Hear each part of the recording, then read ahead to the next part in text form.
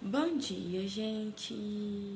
Hoje, dia 1º de setembro. Mais um mês estamos dando início. Que esse mês seja abençoado para todo mundo, se Deus quiser. Hoje é nossa aula de história. Lembrando que esse mês é comemorado o Dia da Independência, dia 7, né? Que é feriado na segunda-feira. Na aula passada a gente falou sobre o reinado, do primeiro reinado, né?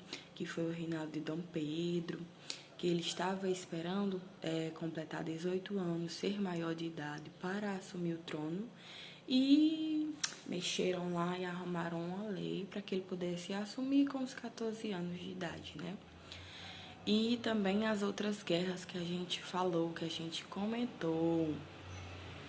E hoje a gente vai ver o segundo reinado.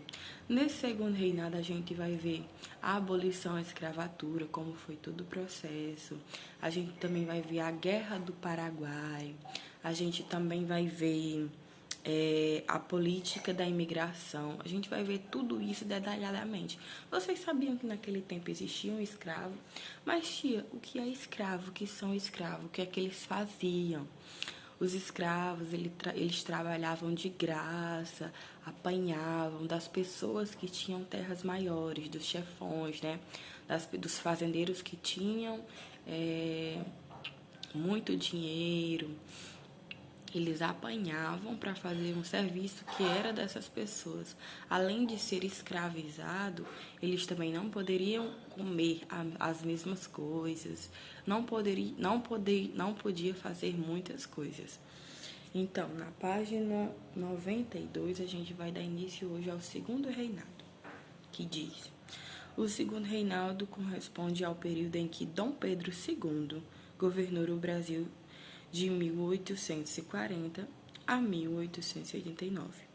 Nessa época, o país envolveu-se em conflitos externos, mas também houve melhorias nas condições econômicas e na estrutura da cidade, sobretudo por causa dos lucros obtidos com a venda do café para o exterior. Foi inaugurada a primeira estrada de ferro brasileira. Foram instaladas redes de esgoto e de águas encanadas e fundada escolas, bibliotecas e museus. Então, apesar de tudo, naquele tempo a economia estava de vento em popa, né? Estava altíssima por causa da grande quantidade de café que estava sendo vendida naquele tempo. E daí foi investido esse dinheiro criando esgotos, fazendo esgotos, colocando água encanada, que naquele tempo não tinha.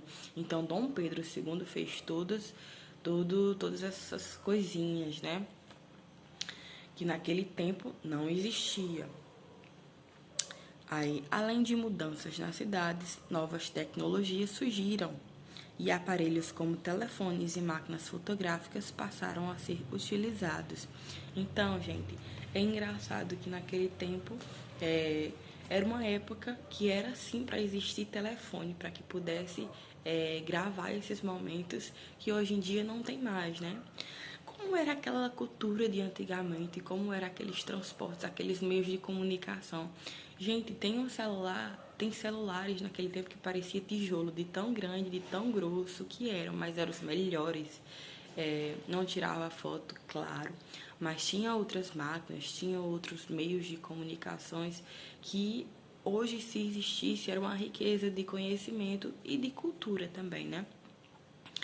Outra característica no período foi a intensificação do movimento em favor da liberdade dos escravos, o que levou à elaboração de leis favoráveis à proibição da escravidão no Brasil.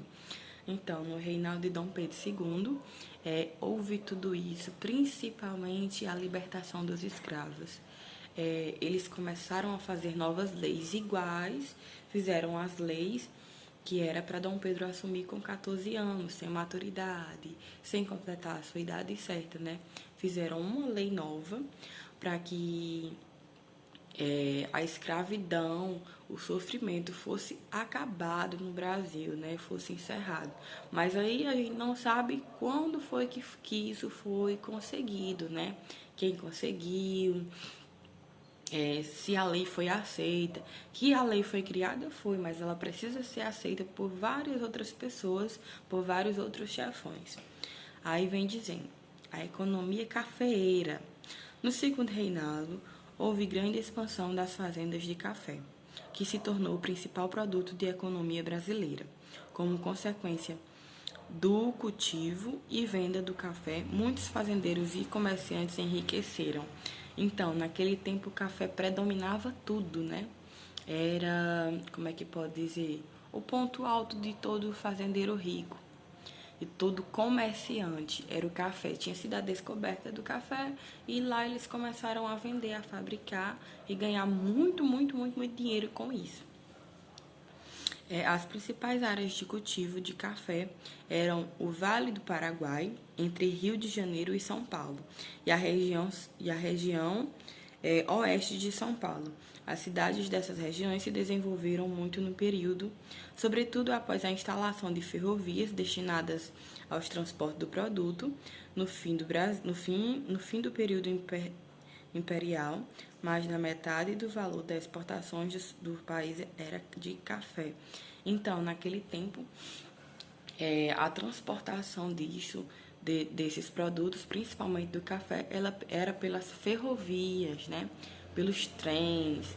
Então, a gente pode ver que ainda existe sim esses meios de transporte como a ferrovia, como os trens, como os metrôs, existem sim.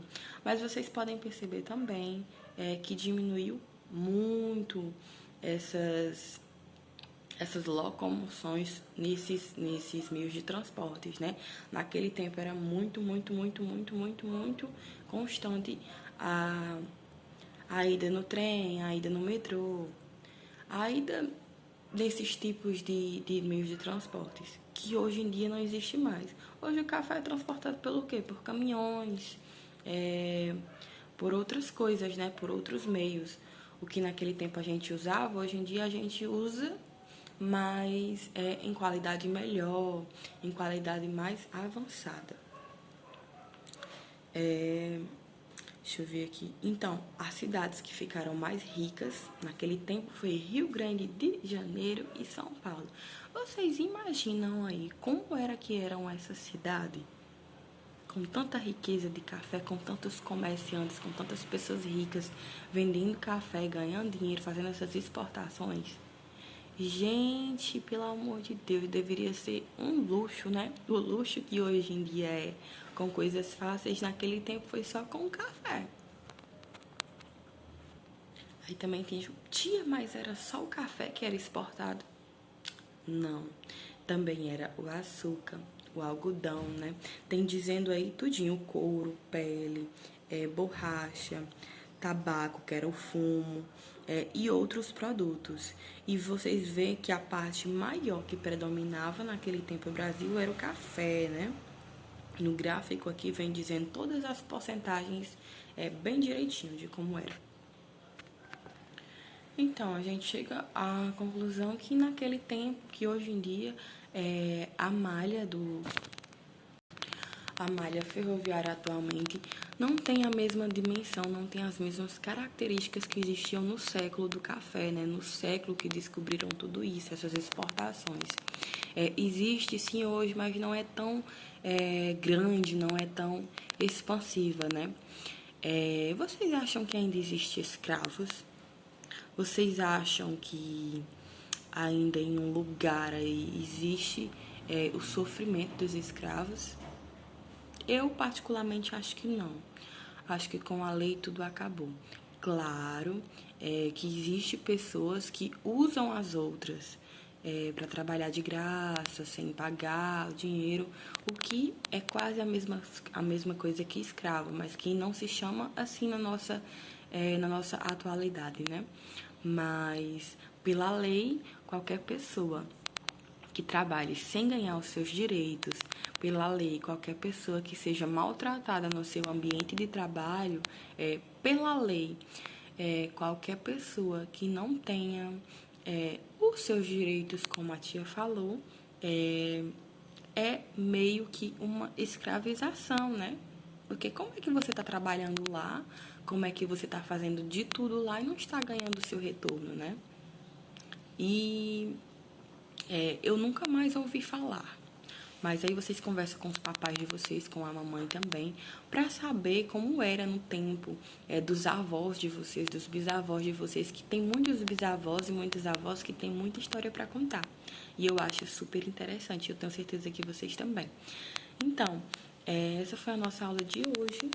E na página 94 tem uma atividade para vocês resolverem. Até o final da semana, até sexta-feira, me mandar a foto dessa atividade. Não esqueçam. E na aula que vem a gente vai falar sobre a Guerra do Paraguai.